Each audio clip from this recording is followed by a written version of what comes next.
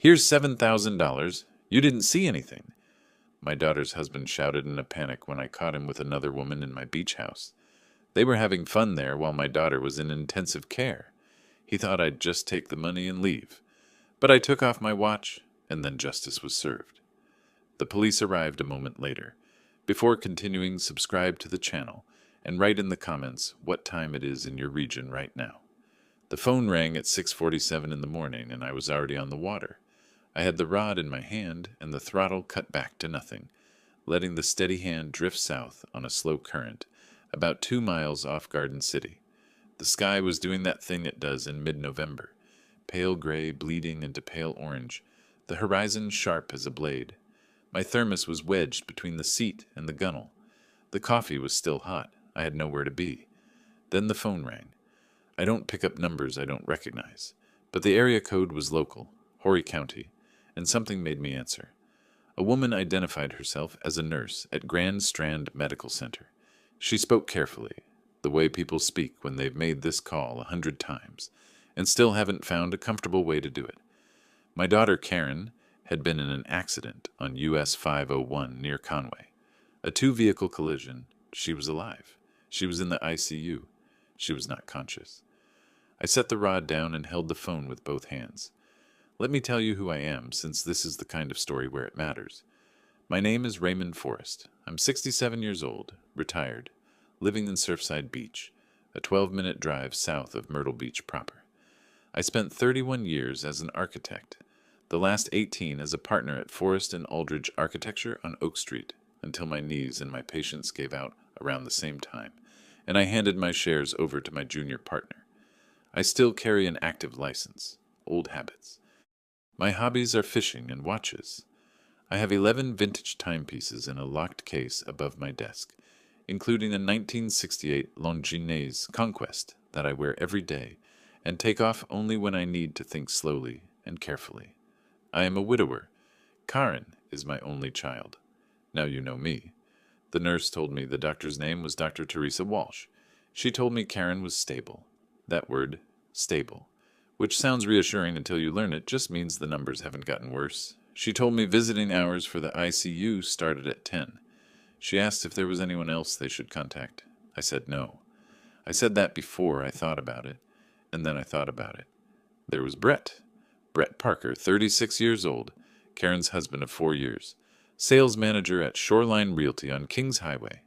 A man who could charm a real estate commission out of a client who hadn't wanted to buy anything, who always refilled your drink before you realized it was empty, who had a handshake that communicated both warmth and authority. A man I had never, in 4 years, managed to fully trust, not because of anything he said, but because of the particular way he listened. Brett listened the way a contractor listens when he's counting exits. I didn't call him. I told myself it was because I didn't know what to say. That was only half true. The other half was that I needed a moment to think. Karen had come to me about 2 years after the wedding, on a Sunday afternoon when she stopped by the house and walked straight to the kitchen window and stood looking out at the water for a long moment before she said anything.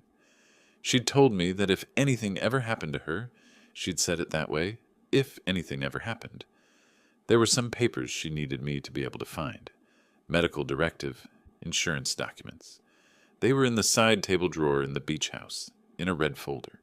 The beach house. I had bought that property 9 years ago for $340,000. A 2-story cottage at 1714 Ocean Boulevard, 4 blocks from the water, close enough to smell the salt, far enough from the dune line to survive a storm. When Karen and Brett married, I offered it to them rent-free. I am not a man who makes gestures without thinking them through. I thought that one through. The deed stayed in my name. It was a loan of the property, not a gift of it. I didn't write that down anywhere. That was a mistake I would not make twice. I turned the steady hand around and pointed her bow toward the marina. The drive from the marina to Ocean Boulevard is 11 minutes on a quiet November morning. The streets near the beach are almost empty in the off-season. A few landscaping trucks, the occasional jogger, the smell of seawater and dead leaves. I turned onto Ocean Boulevard thinking about the red folder, thinking about what Dr. Walsh had said, thinking about the fact that Brett's car, a black Audi A5, leased, because Brett never bought anything he could lease. Should have been at Shoreline Realty on a Friday morning, showing properties or running comps, or doing whatever it was he did. I parked in the driveway and noticed two things immediately. The black Audi was parked at the curb. There was a second car behind it, a silver Hyundai Sonata with a Salt Life sticker on the rear windshield. I didn't recognize it. I sat in my truck for a moment. I looked at the two cars. I looked at the house. The curtains on the upstairs window, the master bedroom, were closed. They are never closed at that hour. Karen leaves them open every morning. She had said once that waking up to light was the only alarm clock she needed. I got out of the truck, walked up the front path, and unlocked the door with my key. The house was warm. There was a half-empty wine glass on the kitchen counter, and a pair of women's sandals near the front door that I had never seen before. And then, from somewhere above my head, I heard a sound. I stood at the bottom of the stairs and listened. The sound stopped, then started again. I recognized it for what it was, and I stood there with my hand on the newel post, and I did not move for approximately 4 seconds. In those 4 seconds, I made 3 decisions. The first decision was that I would not yell. I am not a yeller. I've been in rooms where buildings were over budget by $400,000, and the contractor was pointing fingers at the engineer, and the engineer was pointing at me, and I've never raised my voice, because volume has never once been an argument. The second decision was that I would not go upstairs yet. The third decision, and this one settled into me quietly, the way the important ones always do, was that whatever happened in the next hour, I would not be rushed through it. I walked back out to my truck and sat in the driver's seat with the door open and the November air coming in off the water. I called Dr. Walsh's direct line at Grand Strand Medical. She answered on the third ring. Karen's vitals were holding. There was some bruising on the left side of the brain that they were monitoring, but the swelling had not increased since the first scan. She would likely regain consciousness within the next 12 to 24 hours. She was not in danger. She was not going anywhere. I thanked the doctor. I hung up. Then I sat there and let myself remember Brett Parker, the way you remember a house you've walked through 100 times and never quite trusted. Everything looks fine on the surface until you start paying attention to where the load-bearing walls are supposed to be. I remembered the first time I met him. It was at a dinner Karen arranged at a restaurant on Broadway at the beach, the kind of place with exposed brick and a wine list laminated onto a piece of driftwood. She'd been seeing him for about 3 months and was nervous in that particular way she gets, where she talks too fast and laughs a half-second too early. Brett arrived with flowers, not for Karen, for me, which I found both clever and off-putting, and spent the evening being exactly as charming as a man needs to be when he's being evaluated. He asked me about my work in a way that made it clear he'd looked me up beforehand. He said the right things about architecture, about craft, about the difference between building something that lasts and something that just sells. I thought, this man is performing. Then I thought, or he's just polished. I gave him the benefit of the doubt. I kept giving it to him for 4 years. The wedding ran me $23,000. I paid it without complaint because it was Karen's day, and you don't put a number on that. What I did notice was that Brett never once said thank you. Not directly, not to my face.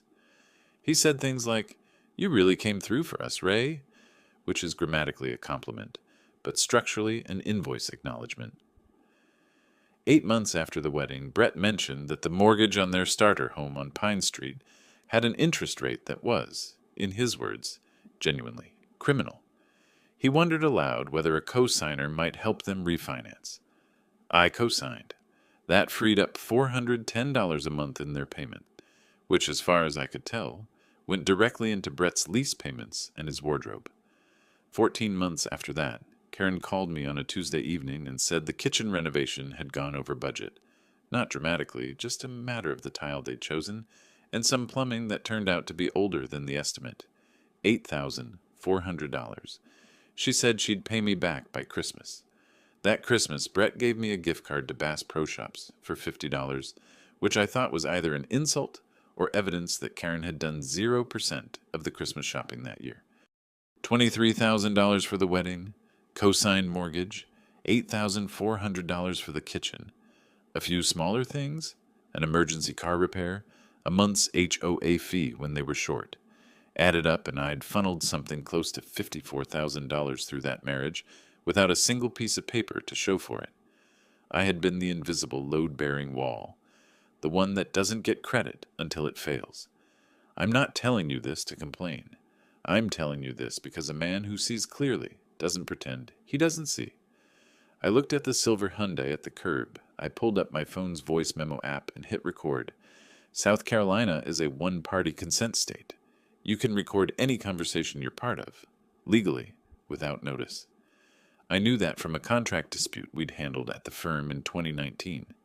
I set the phone to record, slipped it into my shirt pocket with the mic facing out, and left the truck door open behind me.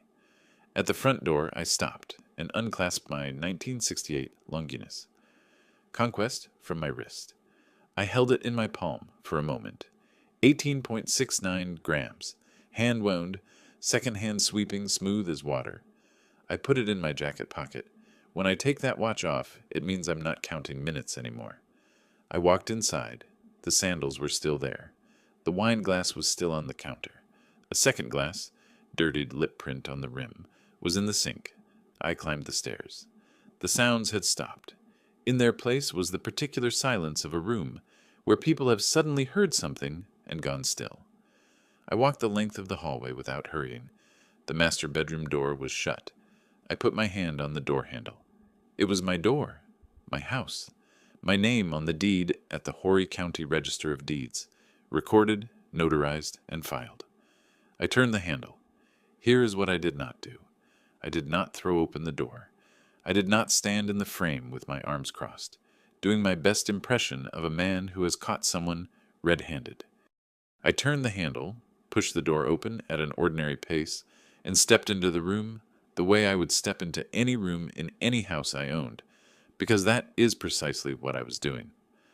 Brett Parker was sitting up in the bed. He had the sheets pulled to his chest and his mouth open and his eyes locked on me with an expression I can only describe as the face a man makes when he has been running a very confident bluff and the other player just turned over 4 aces. Beside him, a woman I had never seen before was already in motion, rolling toward the far edge of the mattress, reaching for something on the floor, her dark hair covering her face. She moved fast. She'd clearly assessed the situation faster than Brett had. Smart, I thought. Wrong room, wrong man, wrong Friday morning, but fast. I stood in the doorway and I looked at Brett. I didn't speak.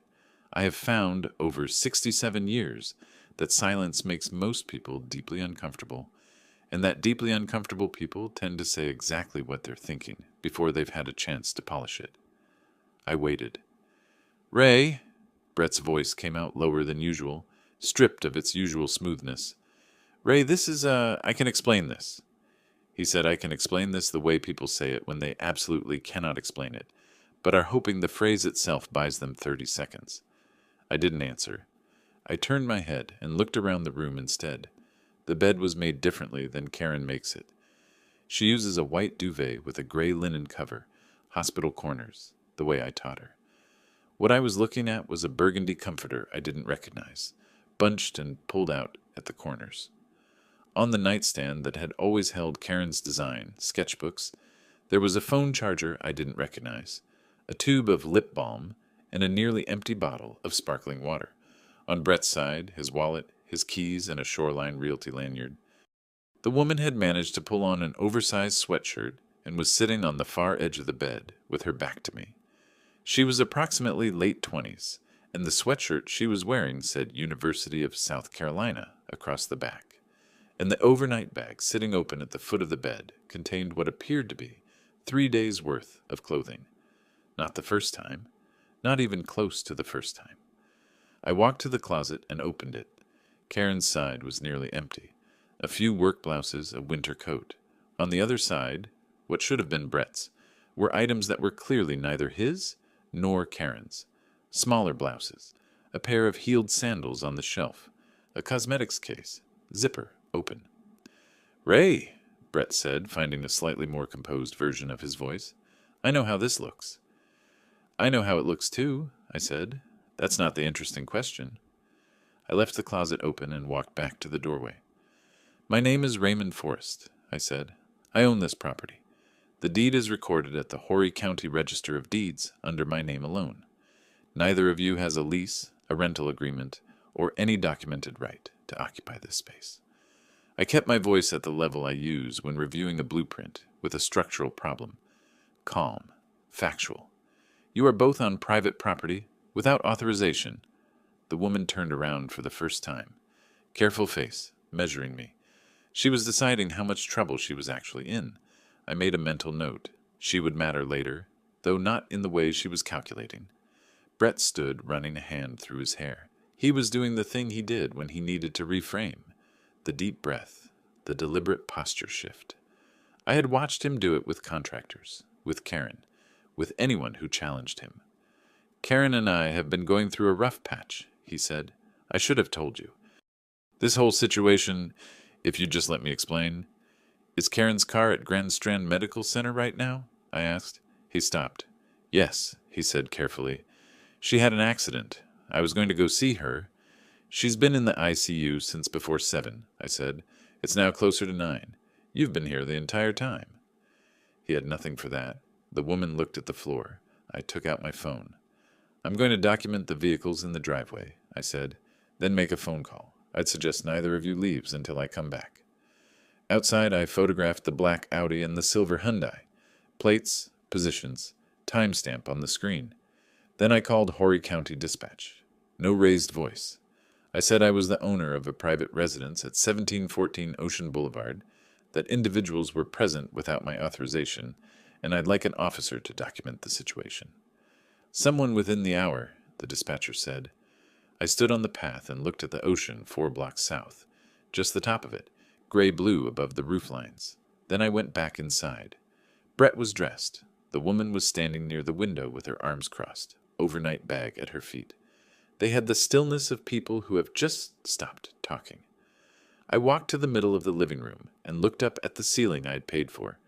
Then I reached into my jacket pocket and took out the Longini's Conquest.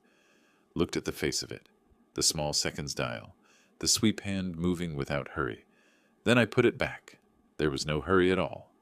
Brett made his move before I finished crossing the room. He stepped away from the window and stopped about 4 feet from me.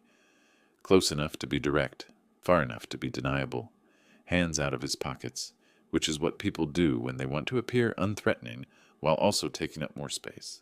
I recognized the posture. I'd seen it in negotiations with developers who had already decided what they were getting and were now merely managing how you felt about giving it to them. Ray, he said, I want to fix this. He reached to the side table near the couch, the same table where Karen kept her design magazines, and picked up a manila envelope. He held it out toward me with both hands, which added a note of ceremony to the whole performance. There's $7,000 in there, he said. Cash. Take it. As a gesture of goodwill, we figure the rest out between us. Family. I looked at the envelope. I looked at his hand holding it. I looked at his face. $7,000, I said. It's what I have on me right now. I can get more, whatever you need. I just need you to, Where did you get $7,000 cash on a Friday morning in November? He hesitated, just a fraction of a second. I've reviewed enough structural reports to know that a fraction of a second on a load-bearing question means something. Savings, he said. I keep some cash on hand. You know how it is. I did not know how it was because I do not carry $7,000 in a manila envelope on a Friday morning. Nobody does unless they've just come from somewhere or they're on their way to somewhere. But I filed that question. I would come back to it. I don't want your money, Brett, I said. I want you to understand what has happened this morning. I kept the same pace as everything else. My daughter is unconscious in an intensive care unit. You are in my house with another woman. Those are the facts. The money doesn't change either of them. His jaw tightened. The woman by the window had gone very still. She was listening more carefully than Brett. She'd been doing that the whole time, actually. And I had the impression she was running her own set of numbers. Brett lowered the envelope slightly. I could see his mind working behind his eyes. A man like Brett always has an angle. He sells real estate. He understands that every situation has a frame, and that whoever builds the frame first controls what the other person sees inside it. He was trying to build one fast enough to matter. "Look," he said, lower, more confidential. "Karen and I, we've had problems for a long time. Things haven't been right between us for over a year. She's not some innocent. She's in an ICU bed," I said. "That's not what I—" "She's in an ICU bed," I said again, and that was the end of that direction. He tried one more reframe, something about stress at Shoreline Realty, about numbers he'd been pushed to hit, about how he'd made a mistake, and he knew it, and he just needed some time. I let him talk, because a recording is more useful when it contains complete sentences. The woman by the window had grown quietly restless. She set her overnight bag on the floor and picked it up again. She was doing the math on her own exposure, how much she'd said, what was on record, whether she needed to be somewhere else. I noticed she had not once looked at Brett directly since I came back inside. Not solidarity, not guilt exactly. More like a chess player who has realized the position is lost and is already thinking about the next game. "What's your name?" I asked her. Brett started to speak. I held up one hand without looking at him, and he stopped. He actually stopped. I filed that away too. She looked at me steadily. "Nicole," she said. "Nicole, do you work with Brett at Shoreline Realty?" A pause. She glanced at Brett. He gave her nothing. "Yes," she said. "How long have you been in a relationship with him?" Another pause, longer this time. "That's a personal question," Brett said. "It is," I agreed. "Nicole is welcome not to answer it." I looked at her. "You're also welcome to leave this property at any time. You were not the one who brought you here. I have no complaint against you specifically." She looked at Brett one more time, and I could see that something shifted in that look. Something in the ledger moved. Then she picked up her bag, walked past me without making eye contact, and went down the stairs. A moment later, I heard the front door open and close. The silver Hyundai started outside. Brett watched the window. His jaw moved once. "That was a smart woman making a smart decision," I said. "You might take notes." He turned back to me. The salesman composure was almost entirely gone now. What was left was something raw. Not quite anger, not quite fear, but the particular expression of a man who has been running a script and just realized the other person isn't reading from it. "What do you want?" he said. "Just tell me what you want." "I want my daughter to recover," I said. "Everything else we'll address in the appropriate order." Then I heard, from the front of the house, a knock at the door. I looked at him. "Excuse me," I said, and walked down the stairs. That afternoon I drove back to Surfside Beach and sat at my kitchen table with a legal pad and a mechanical pencil. Architects work this way. You don't start with a finished drawing. You start with what the site gives you.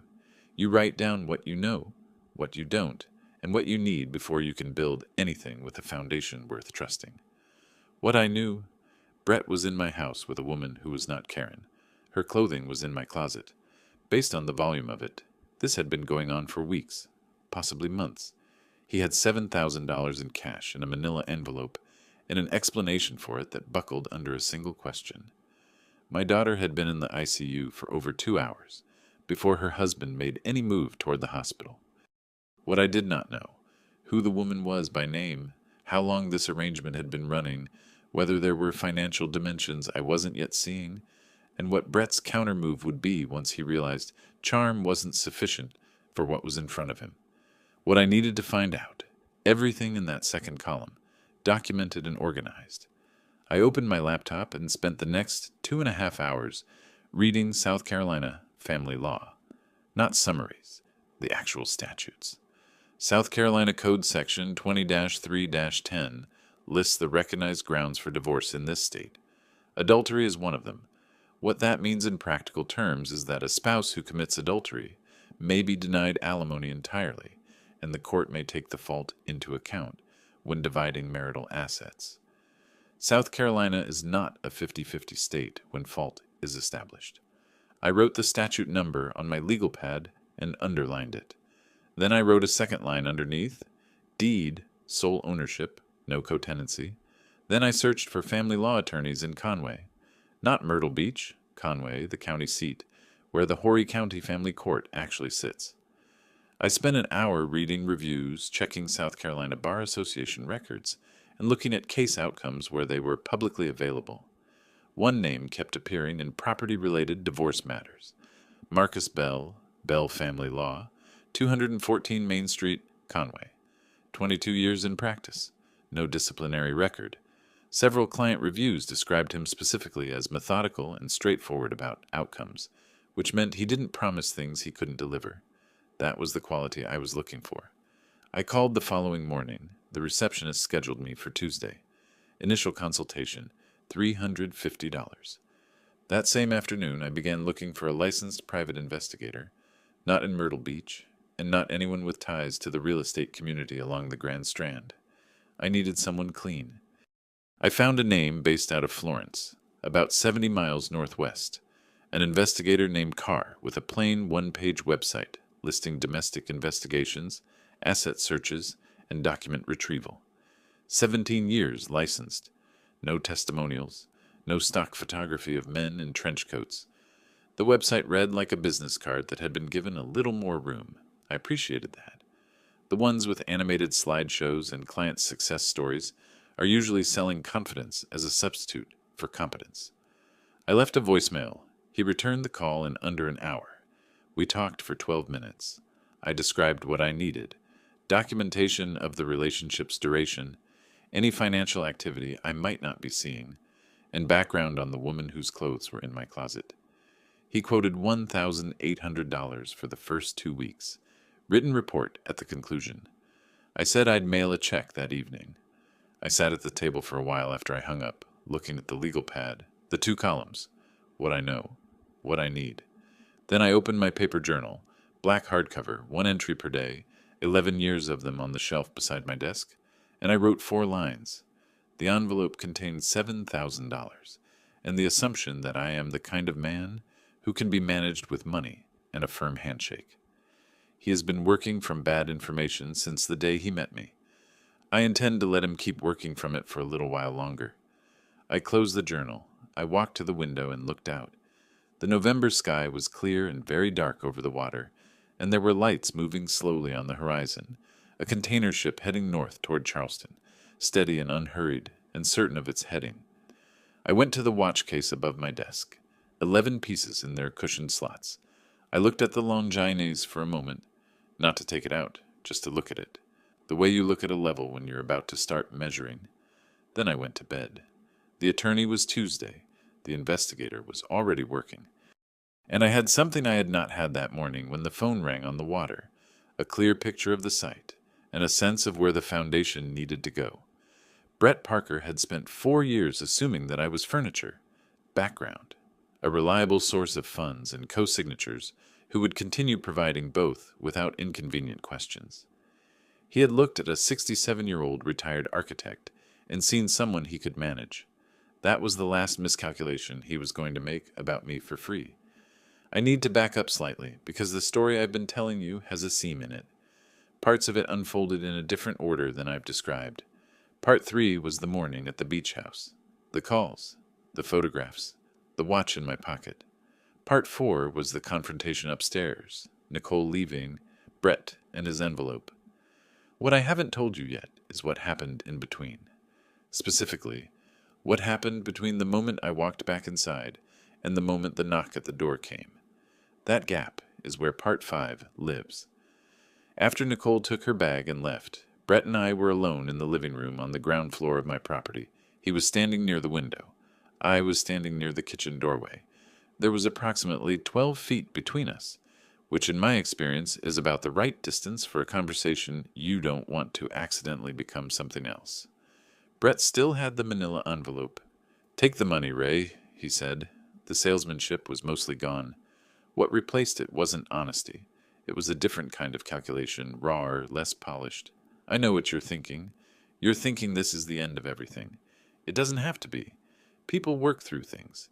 Karin doesn't have to know any of the details. Karin is in an ICU, I said. I know that. Something crossed his face. Not guilt exactly. More like the acknowledgement that guilt was available and he'd chosen not to use it. And I'll be there the moment she's conscious. I just need to know that you and I are, that we're on the same page here. Same page, I said. Yes. I looked at him for a moment. Brett Parker, sales manager, 36 years old. A man who had spent 4 years in my orbit convinced he had it entirely mapped. He knew where the money was. He knew the old man liked his boat and his watches and didn't make waves. He had run this property, my property, for months, as though it were his own private arrangement. And the only reason he was standing here with a manila envelope instead of a clean exit was that the one variable he hadn't accounted for was me showing up on a Friday morning with a key. Brett, I said, where exactly did you get $7,000 in cash? He blinked. I told you. Savings. You carry $7,000 in a manila envelope. On a Friday. I had a transaction yesterday. A client. Sometimes people pay cash for deposits. It's not unusual in real estate. It is actually fairly unusual. Shoreline Realty was a licensed brokerage. Earnest money deposits went through escrow accounts. Cash in a manila envelope going to a sales manager's pocket was not standard procedure. I knew that much from 30 years of working with contractors and developers. But I didn't say any of that. I let him stand there with his explanation, and I watched it settle the way bad cement settles. It looks solid until you press it. I reached into my shirt pocket and pressed the voice memo icon to check the timer. 4 minutes, 22 seconds. Long enough. I left the recording running and put the phone back. A client paid you $7,000 cash yesterday, I said, and you brought it here. I was going to deposit it Monday. It was in the car. Right, I said. I walked past him to the side table near the couch. On it was a real estate agency brochure. Shoreline Realty, full color. Brett Parker's headshot in the corner alongside the agency's license number. I picked it up and looked at it for a moment, then set it back down. What's the agency's policy on handling client cash? I asked. His jaw moved. This is a private matter, Ray. Between family. I don't think it is, I said, but I appreciate you clarifying what kind of matter it is. He stared at me. The envelope was still in his hand, and for the first time since I'd walked through the front door, I saw something change in his eyes. Not panic yet. Something just before panic. The recognition that the conversation isn't going the way the speaker planned, and that the other person has been somewhere else the whole time. Ray, I'd like you to set the envelope on the table, I said. Don't put it back in your bag. Just set it there. He didn't move for a moment. Then slowly he placed the envelope on the side table. Thank you, I said. I took out my phone again, openly this time, not checking the timer but opening the camera, and photographed the envelope on the table. The Shoreline Realty brochure beside it. Brett standing in the background, still as a post. Brett's face did something complicated. He opened his mouth, closed it. The sales voice was completely gone now, and what came out next was the voice underneath it. Younger, less managed, stripped of all the rehearsal. What are you doing? Documenting, I said. You can't just... Brett. I said it the way I used to say it on job sites when someone was about to say something they would regret. Quiet. Final. Stop. He stopped. And then from the front of the house came the knock at the door. Neither of us moved for a count of 3. Then Brett's eyes went to the envelope on the table, to the front door, back to me. That's going to be a Horry County officer, I said. I called about 40 minutes ago. The color left his face in stages. Not all at once. First the ears, then the cheeks, then around the mouth. It was educational. He came back to life all at once, the way a man does when he realizes the situation he's been trying to manage has outgrown management. Wait, Brett said. He moved toward the front door, then stopped himself. Ray, wait. Just listen to me. You don't need to involve the police in this. This is a family situation. This is between us. Let me explain everything. I can explain the money. I can explain all of it. Here. He picked up the envelope from the side table and held it out again. Both hands. The way you'd offer something you desperately needed someone to accept. His voice had gone up half an octave. Just take this. $7,000. Take it, and we close the door, and nobody needs to know anything. You came in, you got the folder, you left. That's all that happened. $7,000, Ray. Take it, and you never saw anything. There it was. I heard the exact phrase, and I felt something very close to satisfaction. Not the loud kind, but the quiet kind that comes when a thing you suspected turns out to be precisely what you suspected. He had said it loudly, clearly, distinctly enough.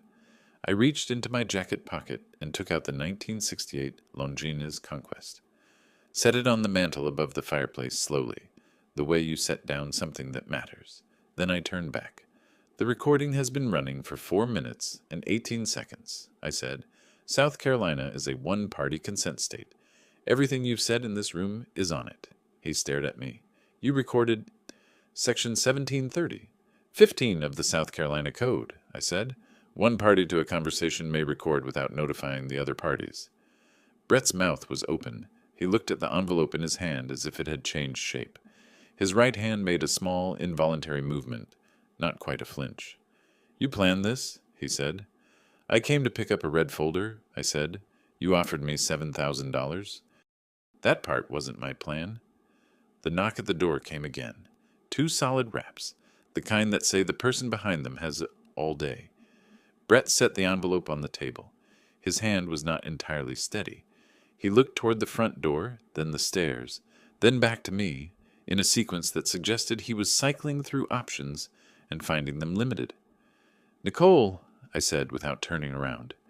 She was still near the far wall, bag at her feet, watching Brett with an expression that was perfectly neutral.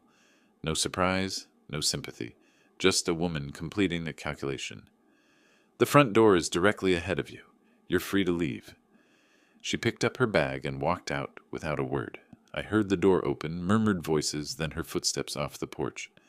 I opened the front door myself. 2 patrol officers on the porch. Coming up the path behind them, a woman in plain clothes with a Horry County Sheriff's Office badge clipped to her belt, mid-40s, notepad already in hand. She moved with the unhurried efficiency of someone who has seen every version of this before and stopped being surprised by any of them. Mr. Forrest? She said. That's right.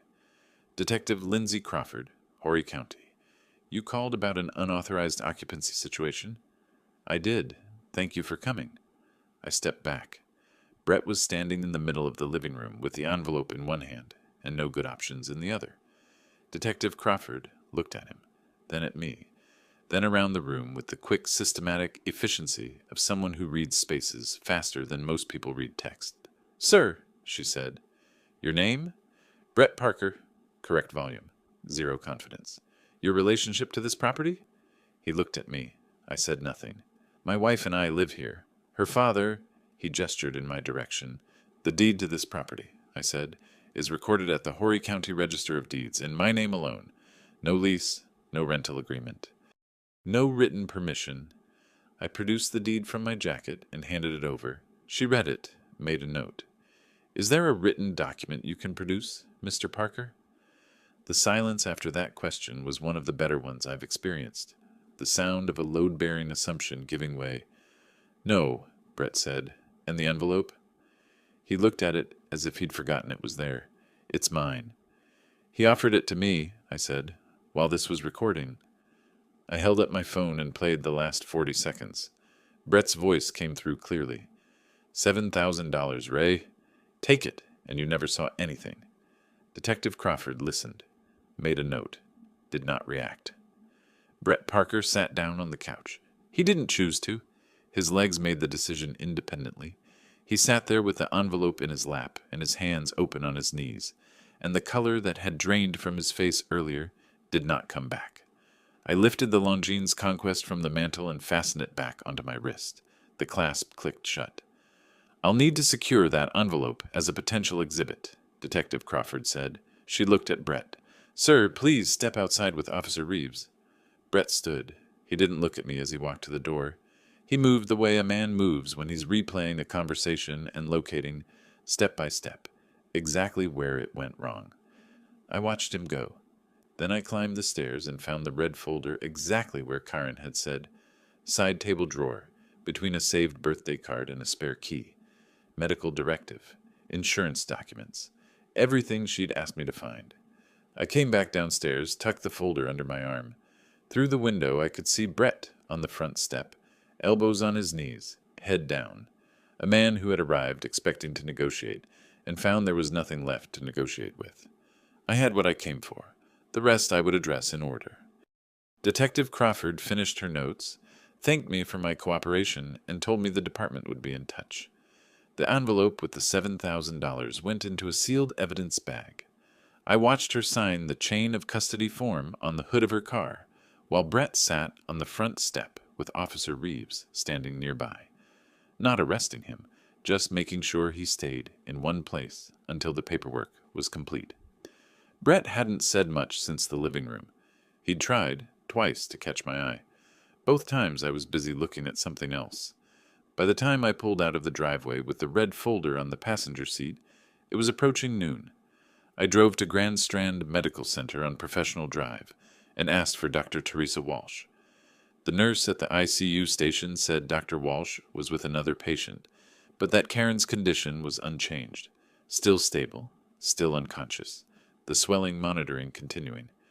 I asked if I could leave the folder at the nurse's station. They said yes. I left it with a note clipped to the front. Red folder, as discussed. Insurance card on top. Medical directive is the second document. Dad. I drove home to Surfside Beach. I had been awake since before 5. I sat in the kitchen with a glass of water and my legal pad, and I did not write anything for a while. I just sat there and let the morning settle. Then that evening my phone rang. It was a number I didn't recognize, a local prefix I associated with the county sheriff's department. I answered. It was Detective Crawford. "Mr. Forrest," she said, "I wanted to follow up on this morning's incident. There's a development you should be aware of." "All right."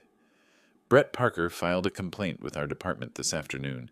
He's alleging that during the incident at your property, you made threatening statements toward him. I was quiet for a moment.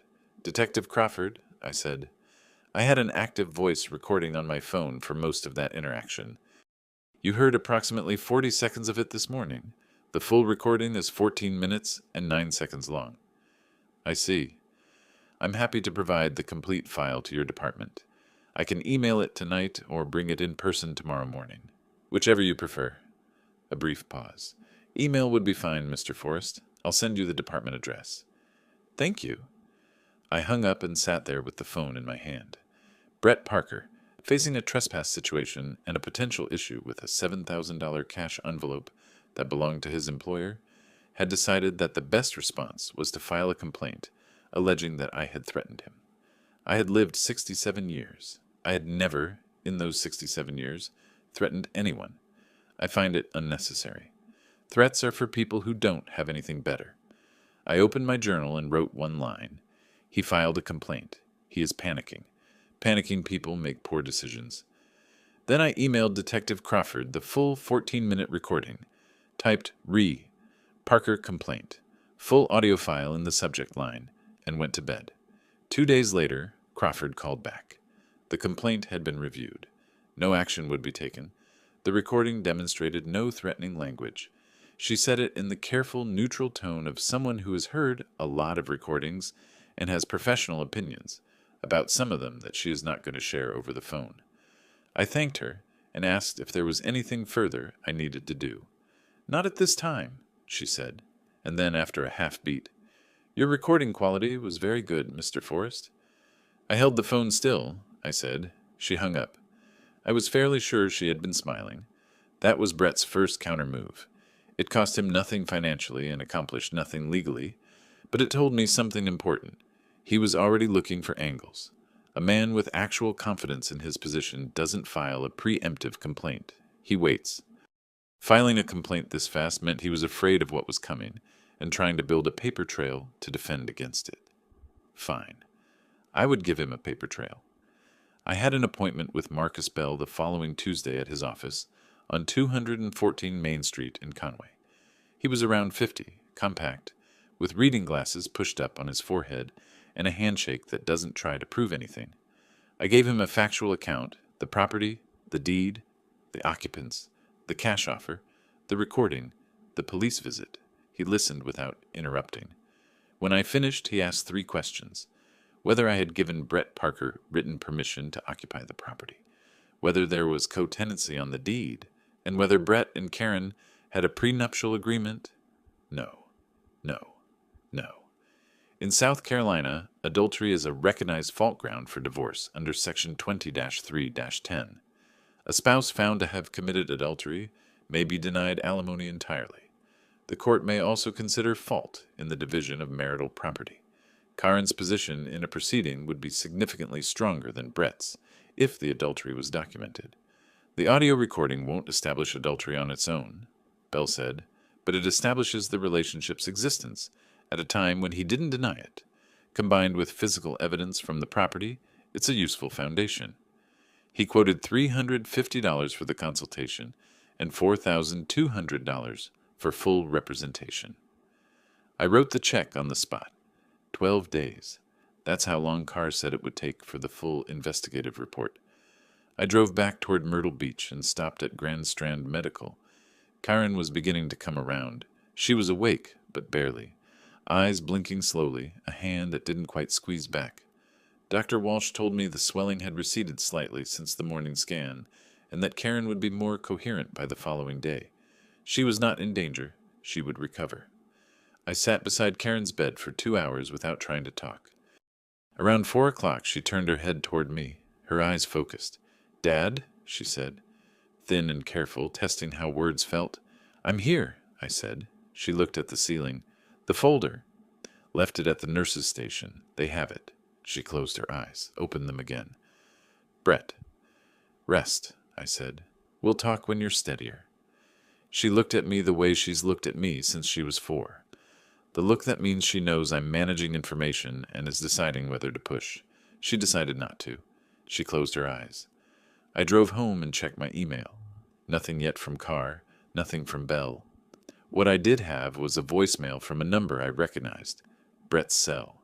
He had not called me since the morning at the beach house. I played the message. His voice had recovered some of its polish. He said he wanted to talk. He said he understood things had gotten out of hand, and that he took full responsibility for his choices. He said he needed Karen to be his priority right now, that whatever I thought of him personally, Karen needed her husband at her side, and he intended to be there. He said he hoped we could set aside the events of Friday and focus on what mattered, which was Karen's recovery. He said, and this was the moment where the Polish wore thin, that he would appreciate it if I held off on taking any additional steps until she was stable. I listened to the message twice.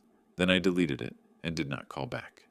The following day, I called Carr in Florence. He had been working for 4 days. He said he had enough for a preliminary report and would have the full document ready within 8 more days as promised. He told me 2 things without waiting for the full report. First, that Nicole Burns, the woman from the beach house, was a reception administrator at Shoreline Realty and had been in a documented relationship with Brett Parker for approximately 8 months, based on phone records and interviews with 2 neighbors of the Ocean Boulevard property who had seen her there regularly. Second, that in the past 6 months, $14,300 had been withdrawn in cash from a joint checking account held by Brett and Karen Parker at First National Bank of Myrtle Beach. The withdrawals were spread across 11 transactions, never more than $1,500 at a time, spaced far enough apart to avoid automatic flagging. I wrote both numbers down. $14,300. 11 transactions, 8 months. I called Marcus Bell's office and left a message for him with both figures. The next morning, I was at Grand Strand Medical when Karen was moved out of the ICU to a standard room. She was sitting up. The bruising had gone yellow at the edges. She looked like herself, if herself had been wrung out and set to dry. I sat next to her bed and told her what I had decided to tell her, in the order I had decided to tell it. The folder was safe. Her insurance was active. Then I told her about the beach house, that I had arrived Friday morning to retrieve her papers and found Brett there, that he was not alone, that the police had been called. Karen was quiet for a long time. She looked at the window, then her hands, then me. "How long?" she said. "At least 8 months. I don't have the full picture yet." She was quiet again. "The account, the one we opened together." "I know about that, too," I said. Her jaw tightened once. Released. She was processing the way I process. Finding somewhere to put it, that doesn't break anything. I want a lawyer, she said. I already have one. Marcus Bell in Conway. He's good. She studied me. Something shifted in her expression. Not surprise, but recognition. The recognition that her father had not been sitting at home waiting. How long have you been planning this? Since Friday morning, I said, while you were in surgery. A pause. Then, where is Brett right now? Trying to get ahead of this, I said. He's been trying since Friday. He hasn't managed it yet. She held my gaze for a moment. Then, bring me the papers. I called Bell's office from the parking lot. He called back in 40 minutes. The petition for divorce on fault grounds would be ready within 5 business days. Adultery, established by my eyewitness testimony, physical evidence from the property, and Carr's forthcoming investigative report. Has your son-in-law made any legal moves? Bell asked. Filed a complaint with the sheriffs. Dismissed after they heard the recording. He also left me a voicemail asking me to delay. A brief silence. That voicemail. Do you still have it? Deleted it. Don't do that in future, he said. Noted. I drove home along Kings Highway, past the Shoreline Realty office. Lights on, cars in the lot. Brett's black Audi was not among them. When I got home, I wrote in my journal. Carr asked for the papers. Carr has the account withdrawals. Bell has the timeline. Brett has been trying to get ahead of this since Friday, and he is still behind. What I didn't know yet, and wouldn't learn until Bell called before 8 the next morning, was that Brett Parker had spent the previous afternoon with an attorney of his own, and that attorney had just filed a motion claiming Brett had a right of occupancy at 1714 Ocean Boulevard by virtue of an oral agreement with the property owner. The chessboard had a new piece on it, and Bell walked me through Brett's motion on the phone before I'd had my first cup of coffee. The claim was straightforward. Brett's attorney had filed a motion asserting that Raymond Forrest had verbally agreed to allow Brett and Karen Parker to occupy 1714 Ocean Boulevard as their primary residence indefinitely as part of a family arrangement. The motion requested that the court recognize this oral agreement as enforceable, which would complicate any eviction or property action on my part and, I understood the strategy immediately, potentially muddy the divorce proceeding by making it appear the property had marital dimensions. It legally did not. It's a delay tactic, Bell said. He can't win on the merits. There is no written agreement, and South Carolina courts are skeptical of oral real estate arrangements, particularly ones with no supporting evidence. But it buys him time and it forces us to respond. What do we need to respond? Your deed, your tax records for the property, any utility statements showing you as the account holder, and a sworn affidavit from you stating that no oral agreement was made. I had the deed. I had 9 years of property tax bills in a folder marked 1714 Ocean in my filing cabinet. The utility accounts were in my name, gas, electric, water, all of them, because Brett had never set up a single one. I can have all of that to you by end of day, I said. Good. The hearing on his motion is in 3 weeks. We'll file our response by Friday. I also called Shoreline Realty that morning, not Brett's direct line, the main office number. I asked to speak with the office manager, a woman named Patricia. I told her I was calling regarding a cash transaction that had occurred at 1714 Ocean Boulevard on the morning of the 14th, and that I believed Shoreline Realty might have an interest in the matter. I gave her the figure, $7,000 in a manila envelope, carried by one of her employees, and offered to me as what the employee described as a gesture of goodwill. Patricia was quiet for a moment. Then she asked if I could come in or send documentation. I told her I could email a summary and the relevant audio recording within the hour. She said she would be waiting. I hung up and typed the email at my kitchen table. A brief, factual account of the morning at the beach house. The envelope, Brett's statement that it was a client cash deposit he intended to deposit Monday, and the police report number from the Horry County Sheriff's Department.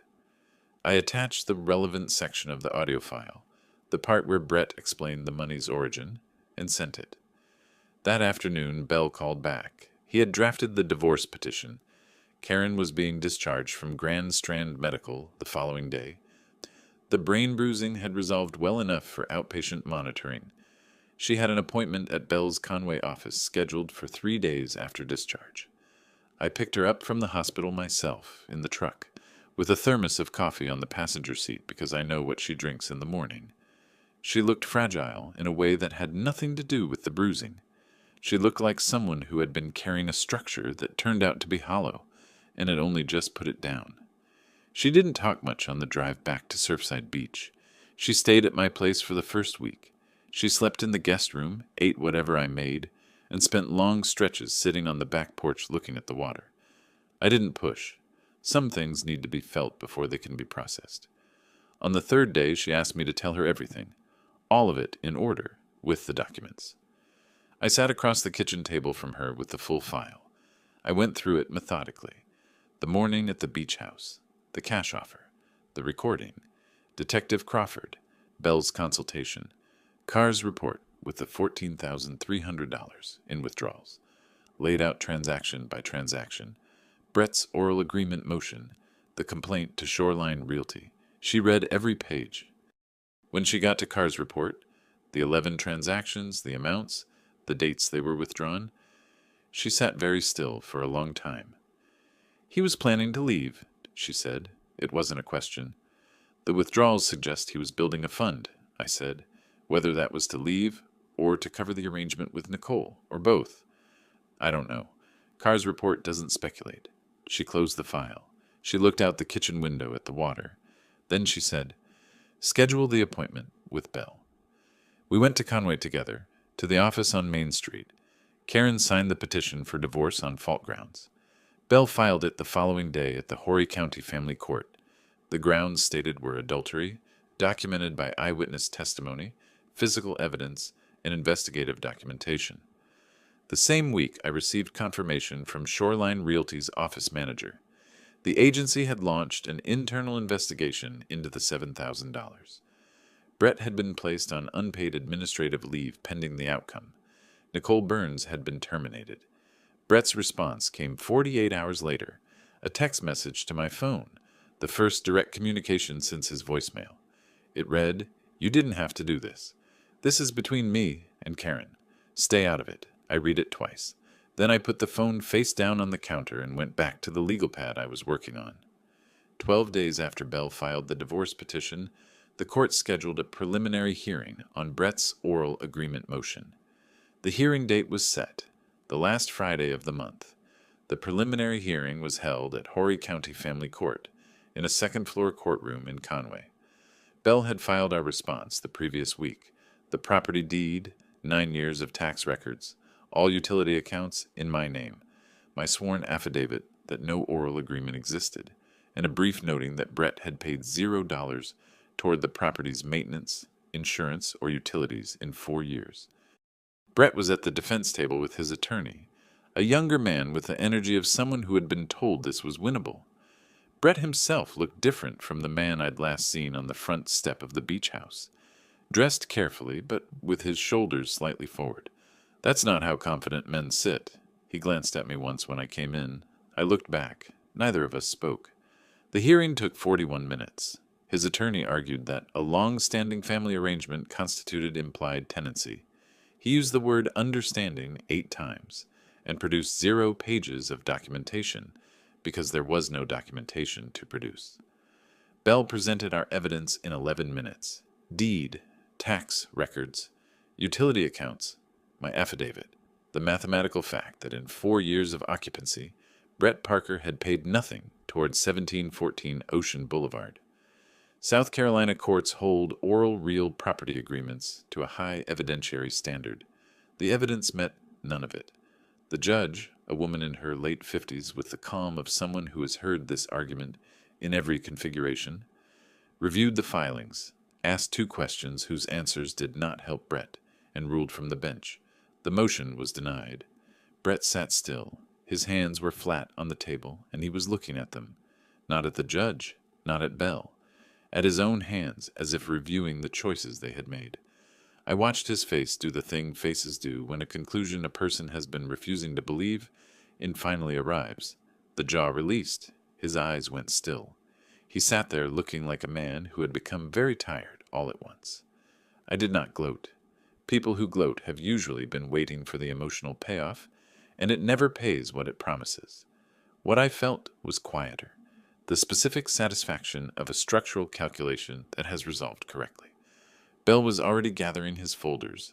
Outside in the corridor, he told me the main divorce proceeding would move forward. Karen's petition was filed. Brett had been served, and his attorney had entered a response, contesting the fault designation. Standard move.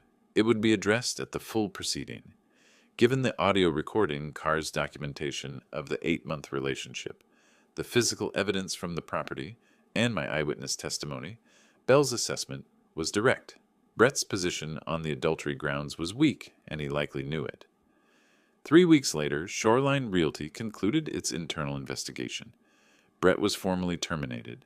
The agency referred the matter involving the $7,000 to the Horry County District Attorney's Office. Whether that would result in charges was not yet determined. Those processes move at their own pace, but the referral had been made, and it was on record. The divorce was finalized on the last day of February. The fault designation stood. Under the terms of the final order, Karen received 100% of the joint checking account, $22,400 as of the date of the order. Brett was ordered to repay the $14,300 in documented unauthorized withdrawals at a rate of $794 per month over 18 months. He received no alimony claim. The adultery finding eliminated it. The beach house at 1714 Ocean Boulevard remained in my name, as it always had been.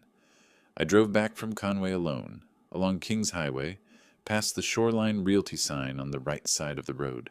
The lights were off in the office. It was late afternoon, getting dark early the way it does in late February, the sky the color of old pewter over the water. A few days later, a Saturday morning in early March, I was back on the water before 7. The Steady Hand was running south on a slow current, 2 miles off Garden City, the same water I'd been fishing for 11 years. The sky was pale at the horizon and getting lighter. The thermos was between the seat and the gunwale. The rod was in the holder. I was not in a hurry. My phone rang from the cup holder. Karen. "I'm at the studio," she said. It was the design studio she'd been renting on Faro Parkway. She'd gone back the previous week. First client meeting in 3 months. First consultation in 20 minutes. "I just wanted you to know." "How does it feel?" I said. A pause. "Like the first day of something." "Good. Are you fishing?" "I'm on the water," I said. Whether the fish are cooperating is a separate question. She laughed, a real one, not the careful kind she'd been using since November.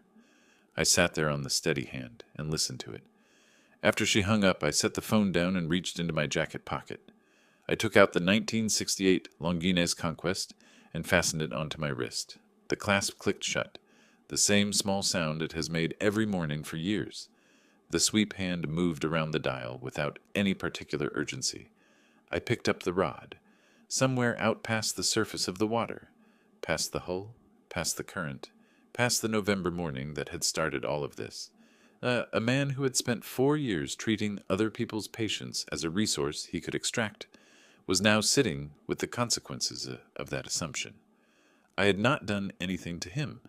I had simply documented what he did and placed it in front of people whose job it was to respond to it.